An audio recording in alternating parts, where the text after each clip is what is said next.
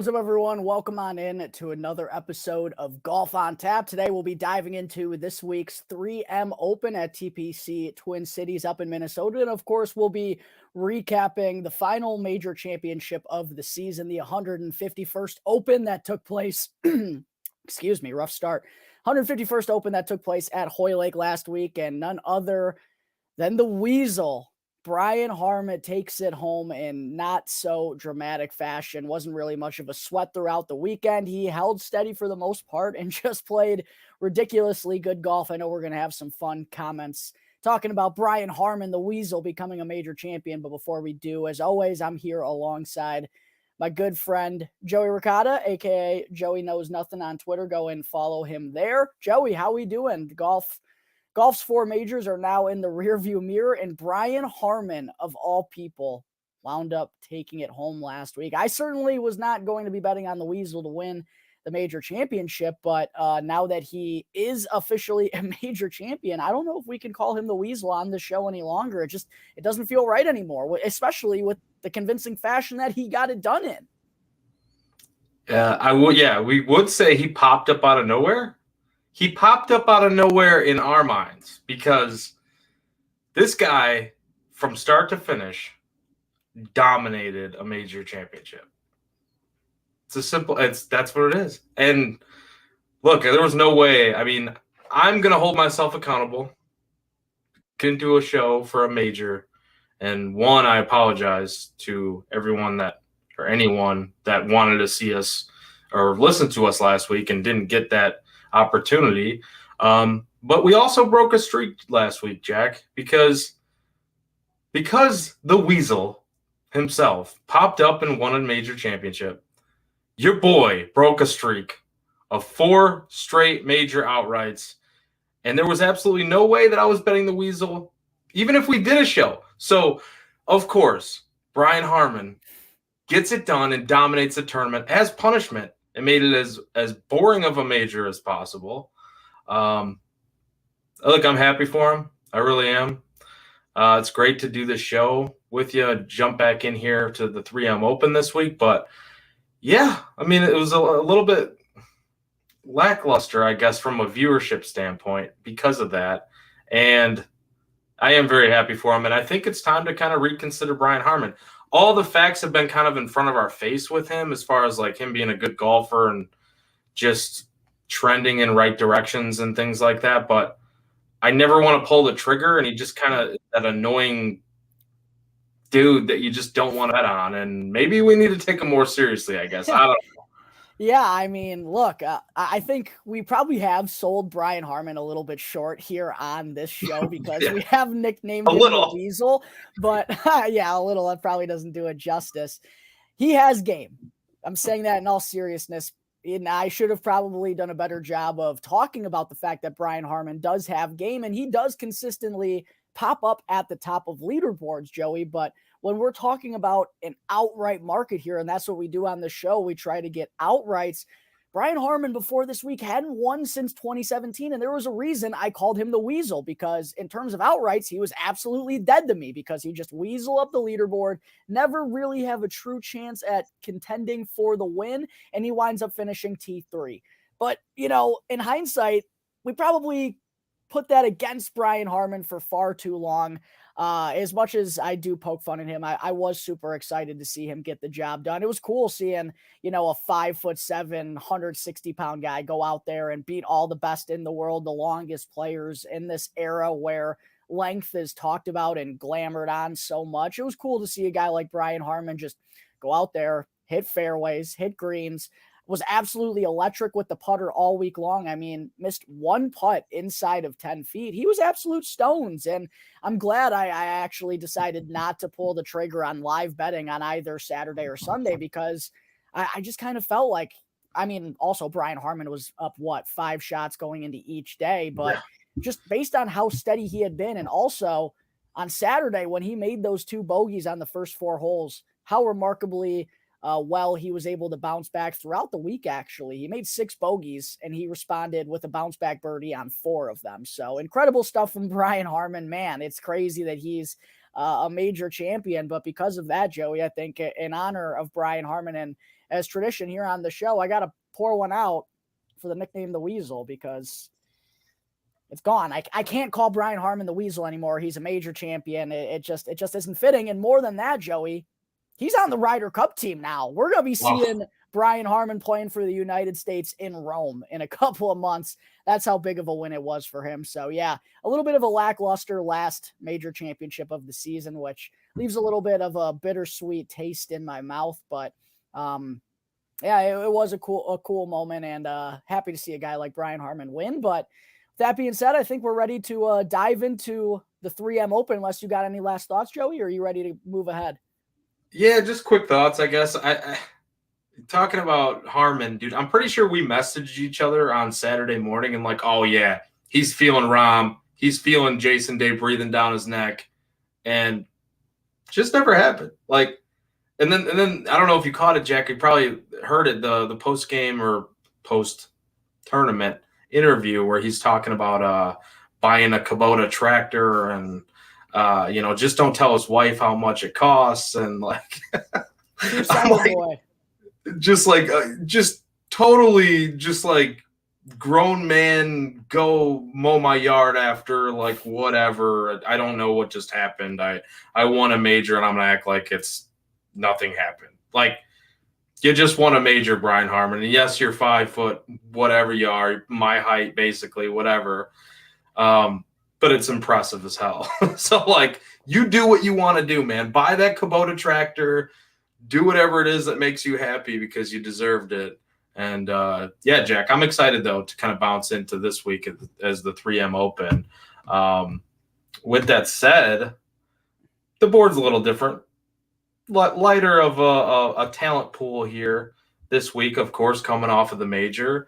You wrote an article at ontapsportsnet.com, so everyone should go check out that preview article. We are in Blaine, Minnesota. TPC, I guess it could be Sin too. TPC Twin Cities. Par 71, 7,431 yards is the course. Bentgrass greens. Designed by Arnold Palmer, established in 2000. We've seen the 3M Open here now. What is this, Jack? The 5th year that's going to be here. What are your thoughts here looking at this course initially? I know one of the main takeaways I had was avoiding the water with all the penalties. And I think it was over 15 holes. You have 27 water penalties. But what are some of your main takeaways here and points that you want to bring up about this course and just this tournament in general? Yeah, TPC Twin Cities is a pretty unique course, especially for being kind of right in central Minnesota. It's located less than 20 miles away from the Minneapolis and St. Paul area, but the way that it plays and the way that it's designed, and as you mentioned, with the water being basically everywhere and being the course's main events, it really almost feels like it's a course that should be set up in, Jupiter, Florida, because that's a lot of the courses that we see down there is just water everywhere. You mentioned on 15 of the 18 holes. And that's really the name of the game at TPC Twin Cities, is avoiding those water hazards at all cost, and just staying steady and staying clean from tee to green. There are opportunities to go out there and shoot low scores. There's plenty of birdie opportunities, but we've also seen a lot of really solid players in the past absolutely blow up, and you're capable of making an 8 or a 9 on one of these holes if you find the water or if you wind up finding them twice. So it is kind of an interesting dynamic, and with the way that it plays with all the water around it, I mentioned it feels like a Florida track. It's actually kind of drawn some correlation to PGA National, which hosts the Honda Classic, and also a little bit of TPC Sawgrass. And obviously isn't on that same level in terms of like prestige, but just with how much water there is lurking everywhere, those are really some good correlation courses. Now, the one thing I will say, kind of like we talked about a few weeks ago, Joey, with the Rocket Mortgage Classic at Detroit Golf Club, we have only seen TPC Twin Cities host the PGA Tour's finest for 4 years. This is the 5th edition of the 3M Open. So there is a little bit of difficulty in terms of breaking down all the data in the past leaderboards because there's just not that big of a sample size. But one thing that immediately has to stand out is the players that have won this tournament. Matthew Wolff, Cameron Champ, Tony Finau, all are known for their ability to hit the ball a long way with their driver. But what's interesting is when you go and look down the rest of the leaderboards, driving distance wasn't really all that crucial for the rest of the top 10 finishers. So it's kind of made this interesting dynamic with not that much, volume in terms of the stats. Is it a bomber's course? Well, it's easy to say that when Cameron Champ, Tony Finau, and Matthew Wolff win, but at the same time, losing your ball into the water off the tee, bombing and gouging might not necessarily be the strategy here either, because you got to play a clean game from tee to green in order to stay in contention. So very unique in terms of how to go about building a card this week, because you can kind of really play it into any way that you believe this course is going to play. Me personally, I think I am going to be looking for some of the longer players, not guys who are wayward, but someone who I do think has the capability to be really long and kind of keep it within the fairway a little bit more often. But at the same time, you can find guys who have done well that have just consistently hit their fairways, hit the greens, and then putting obviously is another really key stat in the last couple of years as well. So it is a really unique and interesting course, Joey. We've also seen it play a little bit more difficult these last 2 years as well. Matthew Wolff won this tournament at 21 under. Michael Thompson won it at 19, and we've seen two scores both lower than that. The last 2 years, it's played a little bit firmer.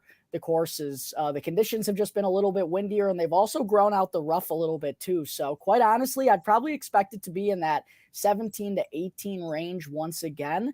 But it's kind of a mystery in terms of how you want to go about what players you want to bet on this week.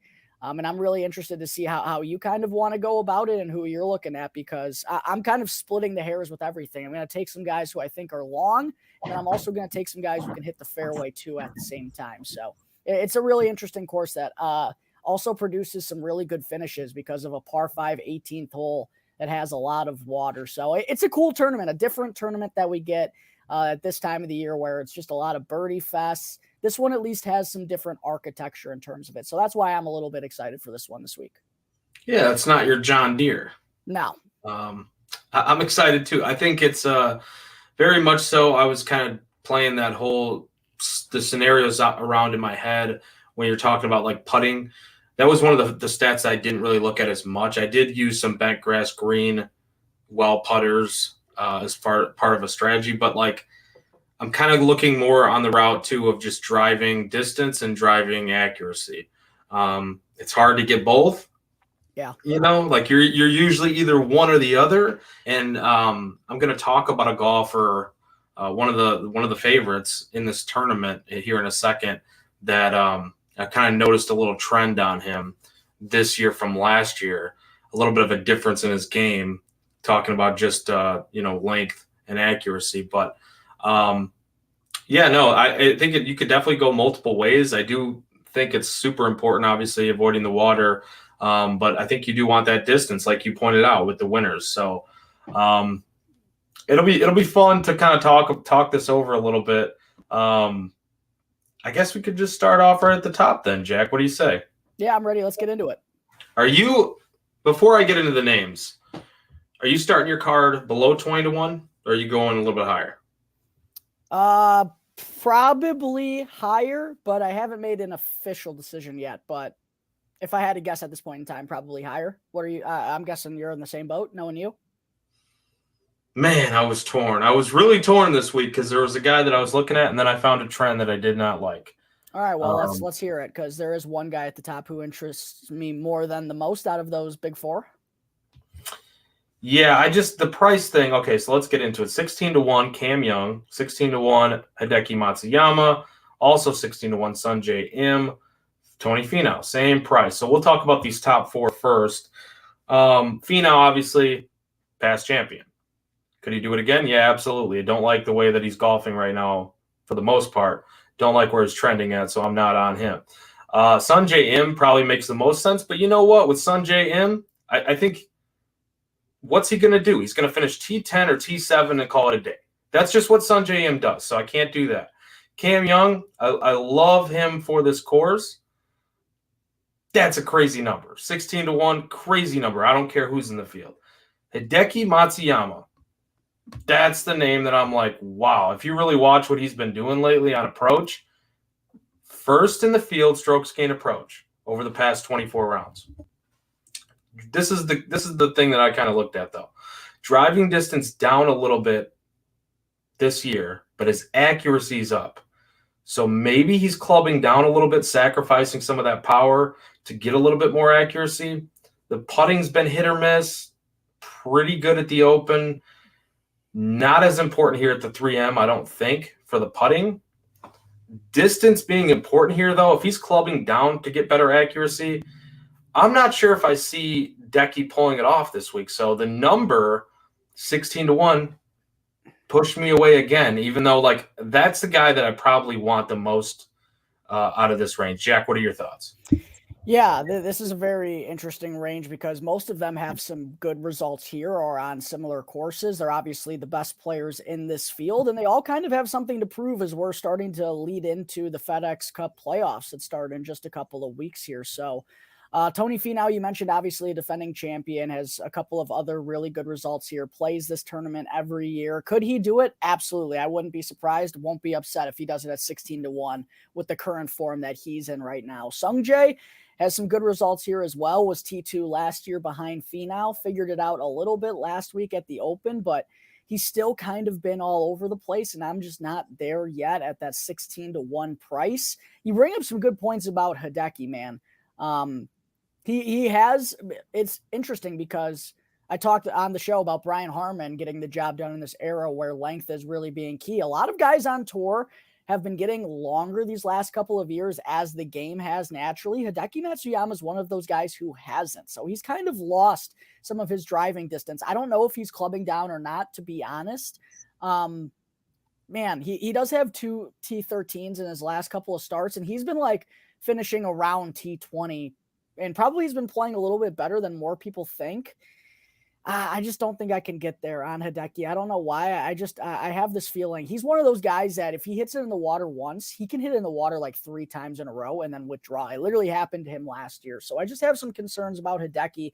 The one for me is Cameron Young. At 16-1, I don't love the price, but his ball striking last week was outstanding. I mean, if he putted at all, he would have been right there with Brian Harman. And he's found his game these last couple of weeks, and now he's kind of got himself right into that Ryder Cup debate once again. And their spots kind of being snatched up at the moment with Wyndham Clark winning the U.S. Open and earning a spot, Brian Harman earning a spot as well. Like, this is a big stretch of golf here late in the year for Cameron Young. And I do worry about his accuracy a little bit, but gosh, when he has the driver right, he can absolutely pummel it like nobody. And I do think it's a really good course for him all in all, and could be a really good spot for him to get that maiden win in this field. So he was the one that was kind of intriguing me the most. I haven't betted at this point, but man, I doubt it does, but if it went to 18 and I could get it at 21 with that DraftKings boost, that's really where I'd probably start to consider Cam Young at the top of my card. I would be much more intrigued if you can do that. Yeah. Even, 17 with that 300 boost, 20-1. Totally fine, I think, at that price. I think, and maybe, maybe this is another situation. We talk about it all the time, but maybe we shouldn't be looking at price here. I'm just. Valid. The maiden name, the maiden win here, or, like the date, I just don't see it happening this week. And I could be totally wrong on that. Because I do love the way that he's striking it and what you're saying about him here. So I get why he is such a favorite in this tournament. I guess we'll move on a little bit here to the 25-1 range. Emiliano Grillo, the Gorilla Master. Damn, 25-1. Sepp Straka, 25-1. JT, Justin Thomas. We're going to talk about him. 28-1. Ludwig Aberg, 28-1. And then Cam Davis, 30-1. I like this range quite a bit for a few guys. One of them I do not like. Wonder who that is, dude. JT, just no shot, man. Yeah. No shot. He needs Matt West print-offs in the year of 2023 because he is so fucking lost. Ridiculous price tag for what he's golfing like right now. Jack, we'll start with JT. What are your thoughts here? Yeah, I completely agree. And while I do think Justin Thomas played, this is beyond the fact, I mean, he shot an 82 on Thursday, so it didn't really matter. He played well on Friday. It's just he's in one of these streaks right now where his bads are really bad. And that's kind of the difference between like being an elite golfer is finding ways to scramble and get pars and shooting like a 1 over in a major and hanging in it rather than shooting 8 or 9 or 10 and just letting it kind of unravel. And I just haven't seen any flashes from JT that make me encouraged. The putter's absolutely lost.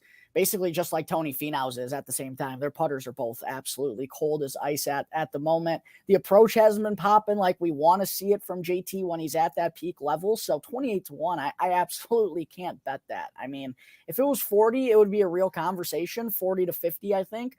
But yeah, no, this price has jumped up all week. I think he opened at 18 or 20. So it's only going to go up in my opinion. So I'm going to pass on that. But this range is really intriguing, Joey, because we obviously are big Emiliano Grillo boys over here. We're firing up the grill basically anytime we can, and had a heck of a finish last weekend to finish T2 along with his boy Sepp Straka, who's been on a run of his own. I mean, winning the John Deere T2 at the Open. He's going to be playing for Team Europe now at the Ryder Cup. I don't care how much the RNA doesn't like him. He's cemented that spot, in my opinion.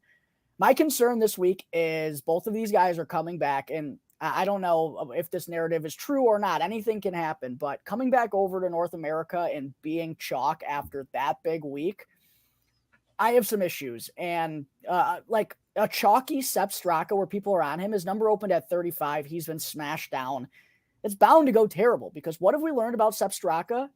He does amazing things when no one expects him to do amazing things. He's Brian Harman, but like someone you kind of want to bet once in a while. He's capable of winning, though. The upside is there with Sepp Straka, but I have some concerns about a lot of people being on him.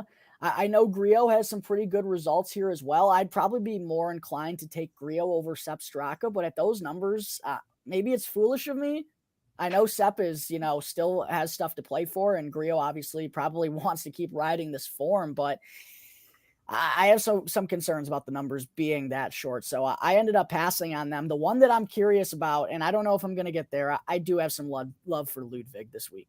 I do have some love for Ludwig. This feels like a great course for him. Guy who absolutely pummels it right down the middle. I mean, long and straight is what you want on this course. And Ludwig Aberg does that. Now, the number's absolutely not fair. I'll say that right off the get-go. This is a terrible number. I'd love him to be 40 or 50 where he probably truly deserves to be, because other than an impressive finish at the John Deere Classic, I'll give him that.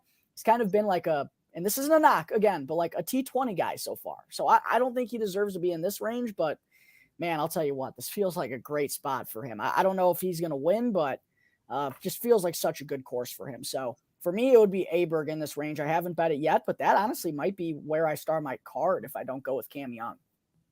I love it. Yeah, Aberg is probably where I'm starting my card too. It's crazy though, because you're saying the exact same thing that I'm thinking with the number not being where he should be. But sometimes you just pull the trigger. And I mean, I don't know. Maybe I think this is a bounce back spot following the miscut at the Genesis Scottish. That was going to be a tough spot for him regardless. I mean, that was going to be tough. Yeah. I mean, he's fourth in opportunities gained the past 24 rounds. Like you said, he hits it straight as an arrow. He bombs it. He's good. Like, this kid is going to win sooner rather than later. I mean, we just saw it last week with Akshay Bhatia. I mean, it's a shame because we were not paying attention to that tournament. Oh, I was paying attention. Did you see my tweet? Well, okay, let me rephrase that. I was not paying attention to that tournament. I had the old Akshay Scotty Scheffler double. Oh, wow. That's right. I had the Akshay Scotty Scheffler double. I mean, if Scotty just could have, been awesome, it would have been like a fucking $4 or $5 grand weekend for your boy. Because I did have Akshay. Dude. I did have Akshay winning the Barracuda. Did you bet him solo dolo? No, because I'm a fucking idiot. But I also I didn't want to. I had enough money down on the Open. I had enough money down. I didn't need to go betting on the fucking Barracuda. Well, that's the only reason why I wasn't paying attention, because I had so much money tied up in the Open. Fuck Scotty Scheffler for that, man. Terrible. Yeah, dude, Scotty.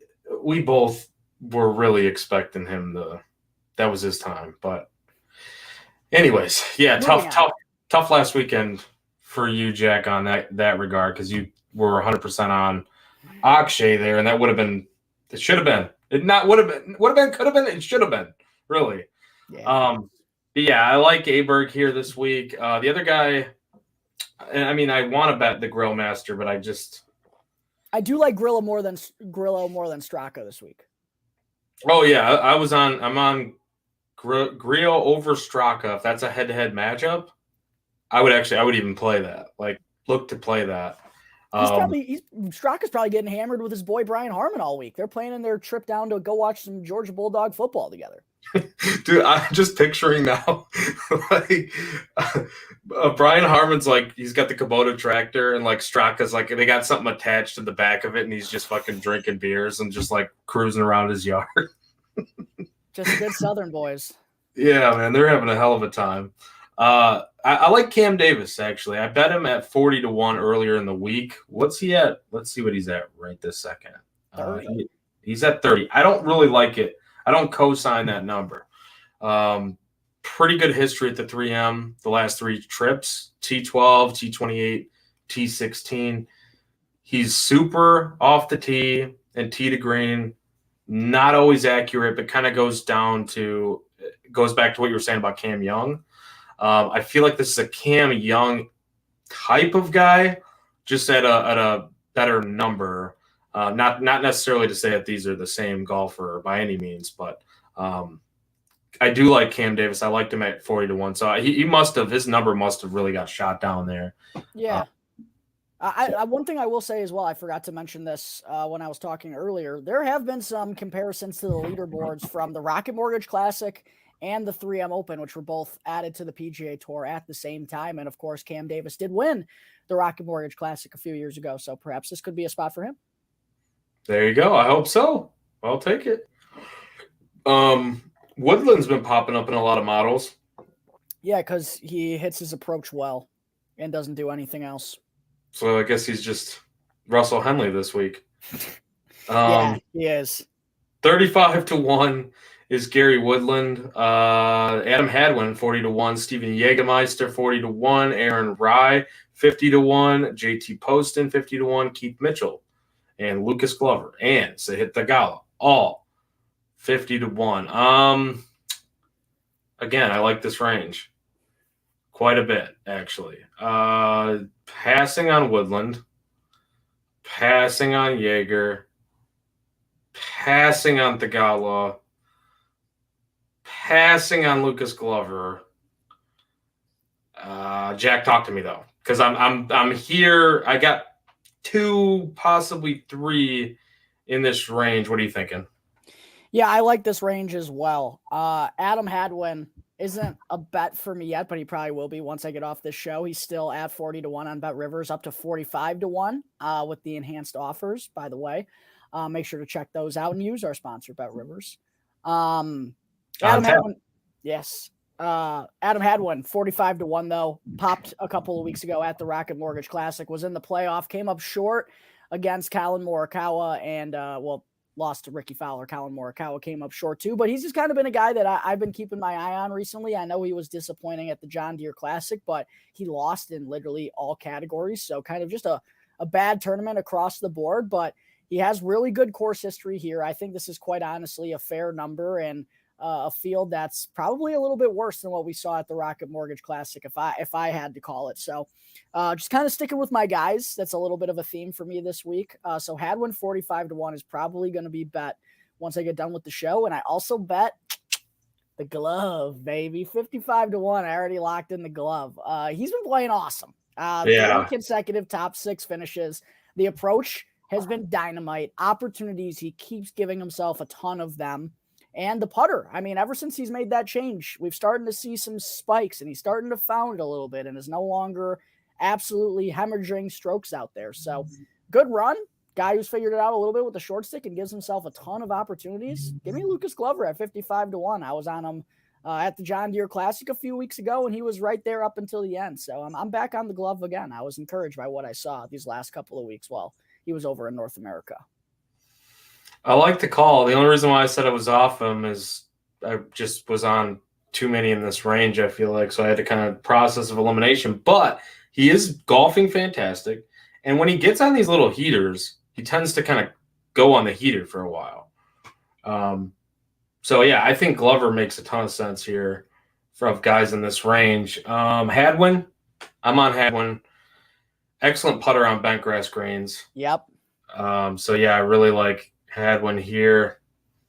And hell yeah, I'm a believer, dude. Until things go awry, I'm going to ride with the Ruben, the rye bread man, Aaron Rai.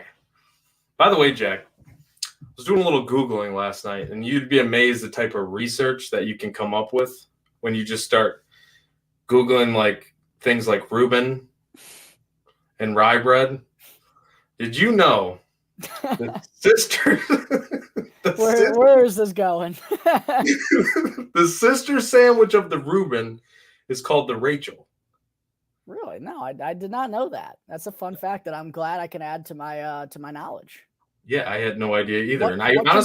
What is the makeup of a Rachel? So I feel like it's something substituting either the pastrami or substituting with corned beef, and then either sauerkraut, and there's some substitutions there. But it's supposedly it's the sister sandwich. So you'd have to do your research and find out. See, I only took care of like part of it because I actually wanted to know about Aaron Rai this week.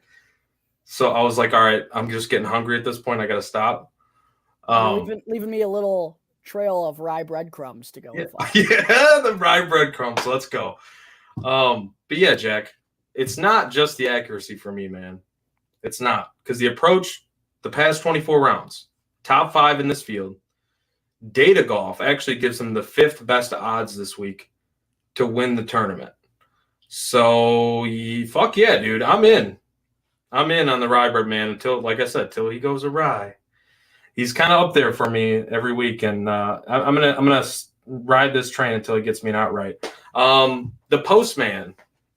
This is where I'm kind of questioning it.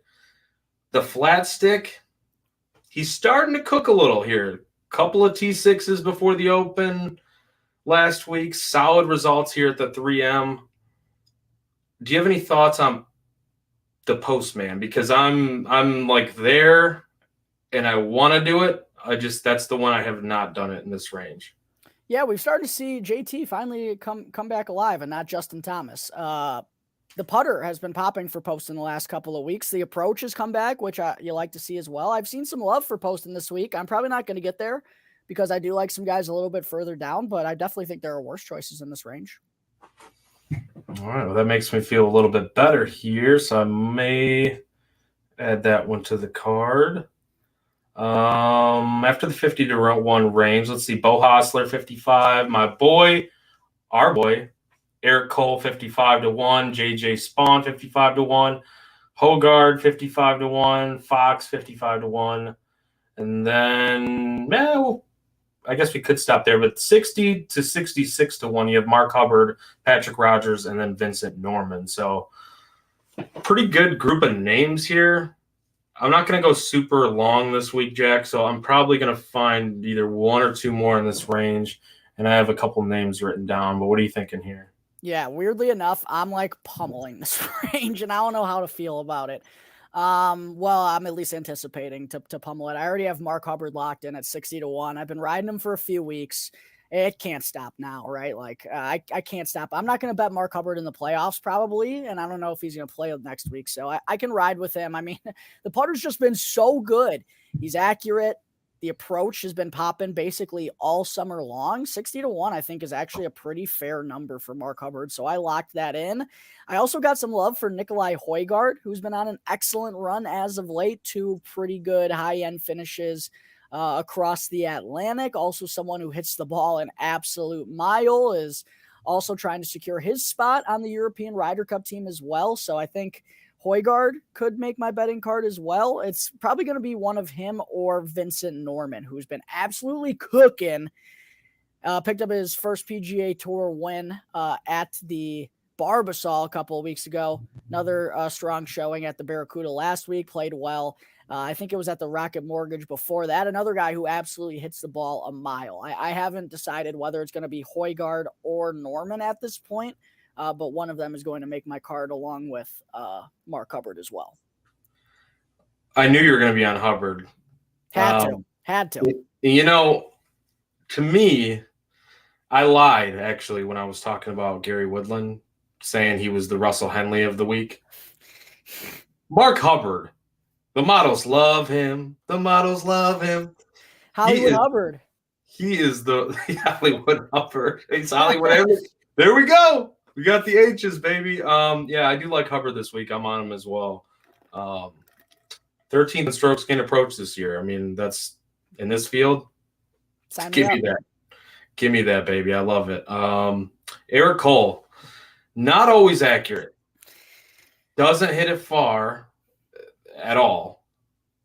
Just about every other part of his game has been up to snuff lately. So I'm not there with Eric Cole this week, but I will find a way to put him on my card somewhere. So if that makes sense, I'm not going to take him as an outright. Somewhere on the card he'll be. I could tell you there's another person in here, and you're going to know exactly who it is. Go ahead and make a guess, Jack. I love playing this game with you, and I do like Vincent Norman this week over Højgaard. Just to if I were to pick one, I would pick Norman over Højgaard. But actually, it's JJ Spawn, isn't it?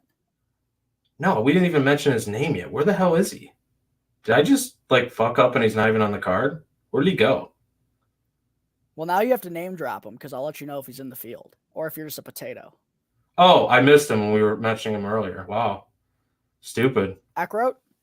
Dumb of me. Really dumb of me. No, Keith Mitchell, baby. Oh, dude, that's actually funny because as we skip through that range, I was going to say no love for your boy Killer Keith, but... Yeah, no, I missed him when I was making my own little personal show notes. Little peek behind the curtain. Got some show notes here. I missed him. I thought it was going to be weird for you to be off Keith Mitchell on a course where driving distance, has some comparisons. Yeah, that's of course it. I mean, his tee game, man, it's still top tier. He struggles with approach around the green, that too, but he finished 5th at the 3M last year, and he hasn't been great lately, but we'll see. I kind of want to just take a stab there, especially because. Keith Mitchell's my boy. So if we're going to go 50-1, I think I got him at a different price, but that 50-1 that I'm looking at now, that's still fine with me. Anyone else, Jack, before we get to that? I mean, well, we can't go without mentioning Cam Champ and Taylor Pendrith here. I feel like those names you just kind of have to mention, along with seeing some Garrick Higo love this week. Yeah. But anybody, we'll just kind of start throwing me some names here from 80-1 to, I guess, 100-1, and then we can go a little further if we want. Yeah, it's actually funny. I have already bet both Cameron Champ and Taylor Pendrith. There you go. Pendrith at 70-1, showing some good form.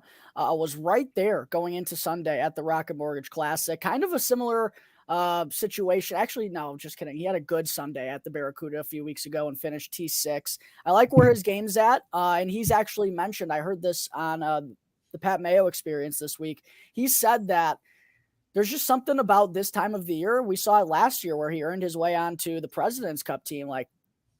Late June, early July is when he's starting to find his form. And he even publicly acknowledged that. So another guy who can absolutely crack it off the tee and can play all types of different shots. So I went with Taylor Pendrith. I locked that in at 70-1, and I knew Cameron Champ was going to be popular this week, Joey. I got him at 90-1 right away.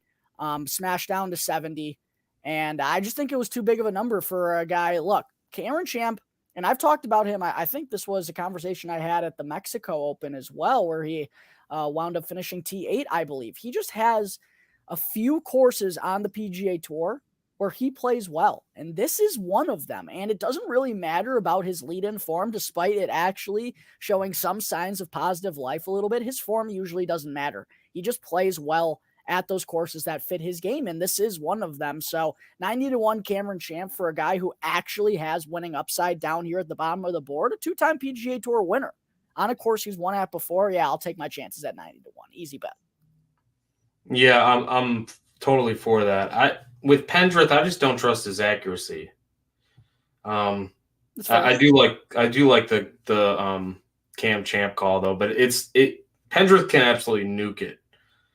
He's not in great enough form to me to think that this is where his first win is coming from this week. That's just my kind of thoughts on it. But there was another guy here too that like I've been on a million times, and he came through once for me. Tom, Mr. Hoagie Buns. Is he still so lost? He showed a little life at the Scottish, a little. Missed cut at the Open, and I've put him on hold once again, Jack. I'm not betting him this week. Yeah, it's a tough stat profile for Mr. Hoagie Buns. So, yeah, that's pretty much where I'm at. There's names down here, though, like to just kind of shout some out. I don't know if I'm going to get there. You mentioned Garrick Higo. Love has been popular this week. I think, with what he can do with the driver when it's right, this could be a good spot. I've seen a lot of Lee Hodges love, oddly enough. He's like a guy who will either miss the cut or finish like T12. I think Alex Noren is a little bit interesting as well. I just ultimately didn't end up pulling the trigger because I don't know if I truly see him winning. Grayson Sigg, believe it or not, has actually shown some signs of life recently as well. I've seen buzz around his name. So there are some guys down here as well. I got a couple more guys I want to shout out, but do you got anyone in this range before we go there? Because they're both a little bit further down. Stewie Sink. Yo, how about him last week, baby? I was so happy. He was tearing it up. Dude. Stewie was tearing up. No, I mean, not in this range, though. I guess, yeah, I just kind of avoided the question. I don't have anyone else in this range, but yeah, go ahead if you want to talk about Stewie or anybody else. Stewie Sink, 125-1, decent price for one of the best golfers on tour. You heard it here first. I think Sam Bennett, 130-1. Like, I mean, that's a good number. Like, that's a fair number. I know his form isn't like Aberg's, but Sam Bennett, I think, could win this tournament. I wouldn't be shocked. 130-1, I think, is actually a pretty fair number and like worthy of a little $5 flyer guy. Like, we know the upside Sam Bennett has, and we know he's got that. Like, if he has a good first round, he's going to go out there believing he can win. We know he's got that swagger and that cockiness to him. So I don't hate Sam Bennett at 130-1 whatsoever. And then way down the board, I could be crazy for this one, Joey. Let me see what number he's at right now. I haven't seen how big it's gotten. Oh, it's gotten really big, I think. No way he's this far down. I might have missed him. I apologize. Oh, I found him. It's at the same number. I'm just blind. 250-1, Erik van Rooyen. Oh, God, you're EVR love. No, I'm not an EVR lover. I've never bet him once in my life. Get that nonsense. You bet him on at least one show, and I'm like, you're fucking crazy. I don't think I have. I don't think I've ever bet on EVR, but he's a Minnesota boy. He's been dog shit. I might have. I truly don't think I've ever bet EVR. Like, off the top of my head, I don't think I have. But I'm gonna get Brian to roll the tape. We're gonna put him through 84 hours so we can talk about Erik van Rooyen, who's gonna miss the cut and probably shoot like 13 over. But Minnesota guy who actually finally showed signs of life last week at the Barracuda. Maybe he's got some good mojo coming back to his native state. I don't know. 250-1 flyer. I was considering it. It's not locked in or anything at this point. We'll see if I have the room for it, but those were kind of like the two long shots that I'd be willing to take personally. I don't know if you got any love for anyone down here or not, but that's all I had really. Doc Redman. He's been dead for like 2 years. He should just go be a doctor. No, I'm not on him. Off the tee, I guess you could mention Trevor Cone. I've heard love for Trevor Cone. I think Pat Mayo bet him at like 350-1. That's crazy. What is it? What is he now? Trying to look. He's got to be like 350-1. Yeah, he's 351. Okay. I'm probably not going to bet him, but that's a crazy number if you're going to do it. I've seen love for Frankie Sappin III as well, who apparently I'd never heard his name before this week, and maybe that's shame on me. Because there are people I've heard out there who believe this kid could be an absolute stud if he figures it out. I could think of was Frank Zappa when you said that. I think he's needing a couple of good weeks here late in the year to secure his PGA Tour card through PGA University. I know he's also a Minnesota native as well. I don't think it's an outright bet to make, but maybe a name to keep an eye out for in the future because I've heard some Frankie Sappin love this week. Interesting. I'll keep my eye on that this weekend because I've never heard his name before you just said it. Me neither. So that is good to know, though, for future tournaments, especially, and maybe this one if he wins it. Who the hell knows? One name that I wanted to bet, and I ultimately did not do 150 to 1 was Nate Lashley. Oh, nasty Nate. Yeah, he's made 7. He's been golfing well. Made 7 of his last 9 cuts, but he's never made a cut here though. So I'm like, yeah, like I could see him with the winning upside, just not quite for this tournament, I don't think. So staying away from Nate Lashley, and I got nobody else. I really did not go that far this week, as far as outright, didn't go that far down the board as far as outrights this week, Jack. Yeah, I understand. Besides Sam Bennett and Eric Van Roy and guys who are in the hundreds in this field are pretty worthy of being down there. Yeah, I do like the Bennett call a lot too. You might talk me into that one. Props? Any props? Top placements? Anything? Maybe we should just maybe Eric Cole. I don't think I can get to him in the outright market, but I believe in Eric Cole to play steady enough. Me too. Top 30 maybe? Top 30, top 40 on Eric Cole. Maybe a top 10 on Hubbard for me. Maybe the glove as well. Just a little security. I wonder what Sungjae. Top 10 is probably not worth it, but like I feel like he's finishing T10 or T7. Yeah, probably. So that's I don't know why. That's just what he does. It's like T20 or better, and like I think he was T20 last week, wasn't he? Somewhere in that range. Something like that, yeah. So yeah, no other real props for me right now. With that said, Jack, one and done. What are we doing here? You smashed me last week once again. Rory finished T6. Brooks didn't give a fuck all weekend, as it usually happens when he's not in contention. So probably a mistake by me. Yeah, you're up first. It's all you. You're up a pretty sizable amount. I mean, you were up first last week. Yo, what? All right. You're probably up. I can do the math real quick. You're up like 80. I need to finish pretty strong here at the end of the year. Holy shit. I have no idea who I'm going to use, though. I want to go with somebody that I have an outright on, I guess. That would make sense, right? It would. Have I know I've used Aaron Rye. I don't know if you did use Aaron Rye. Yeah, no, I'm pretty positive. Yeah, you have Aaron Rye available if you'd like to use him. I used Aaron Rye in the fall. I used Aaron Rye at the Bermuda. He finished 54th, that cocksucker. Yeah, now you haven't used Aaron Rye if you want to use him. So, yeah.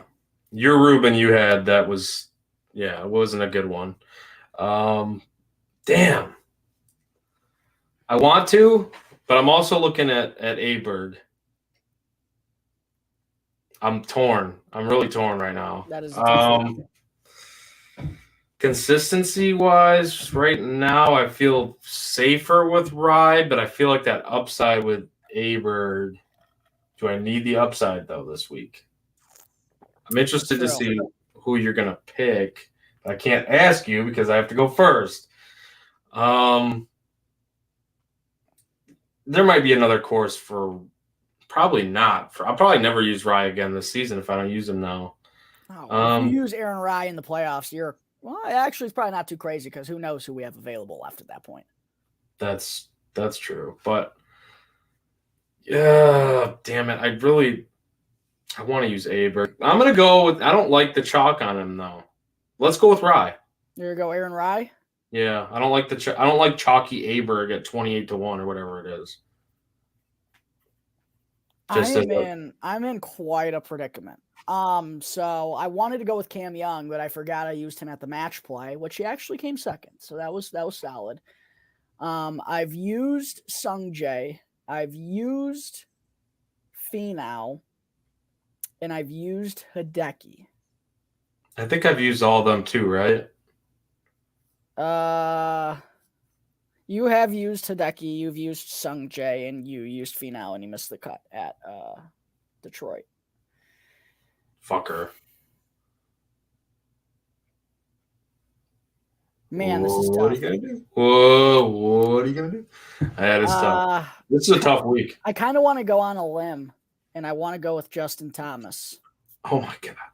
But I can't go with Justin Thomas. So he could easily win the tournament, though. Well, we're gonna make it interesting. I'm gonna go with Ludwig. Oh. That's all I can say. That is a dagger. If he does well and I didn't pick him and you picked him, I'm gonna lose my shit next week. I honestly don't feel great about it, but yeah, I don't know. I don't know how to feel. I was between like him and like Hadwin and Glover, and I'm like, nah, I should probably take Aberg. I think Hadwin would have been a good pick, actually. Ooh, baby, 4-0 Cubbies over the White Sox. Oh, let me hear that, baby. Let's go Cubbies. Let's get it. Yeah, because I'm feeling a little like I have a case of FOMO right now. Cubs and Sox are playing Crosstown Classic. Yeah, they're not our rivals though. The White Sox think they're our rivals, but they're not. They stink. Cubs are playing for something though. So, anyways, this is not a baseball show, but that's why me and Jack are going to get out of here because I want to watch that game. Jack, any last thoughts about this tournament and things to look forward to or things you're excited for this week? Yeah, I do think this is a cool course and can absolutely snatch people's souls and can also produce a lot of birdies. So I think it's a pretty good mix and match at this point in the season. A little bit different than the courses that we've seen at this stretch in the United States. So I'm excited for that. And man, I'd really love to pick off an outright this week or next week before the FedEx Cup playoffs start. Obviously didn't get the job done last week at the Open. None of us bet Brian Harman. I'm not even going to refer to him as the W word anymore. That's in the past. We've poured one out as rules of the show. It's gone now. But would love to absolutely capitalize and get an outright this week and go into the playoffs feeling strong and maybe cash a few more to wrap up the season on a high note, Joey. Hell yeah. Hell yes. Hell yeah. What's that movie where they do that old man says that? Hell yes. It's an Adam Sandler movie. I don't know. I forget which one. No, man, I'm right there with you though. This is absolutely I'm more intrigued this week than I probably expected to be going into last week. And yeah, I think we're due for another outright here. I think we need, and that W name that we can't call Mr. Brian Harman anymore. I feel like that's a movable name. We're gonna find another weasel. There's more out there too. There's a lot more out there. Like Sungjae Im might be in that weasel category. Like he might ruin some top 10s and some top 5s that you have as bets, just because he weasels his way up there. I don't know. I don't know if it's Sungjae Im yet. I'm just saying. We'll find a worthy commissary. A worthy weasel. So yeah, with that said, Jack. Commissary. We're the adversary. Yeah, something like that. Also, do you like my Ricky hat that I got? Oh, that's sick. I know. I didn't even notice that. I used some of the Ricky money that I got to go and buy this bad boy. I was in a PGA store and I saw it. I'm like, oh, I'm absolutely buying a fucking Ricky hat. That is sick. At first, I thought it was a Pittsburgh Pirates hat. That is sick. It's Puma, baby. It's got pineapples on it. I'm not a swinger, but I like the pineapples. I like that a lot.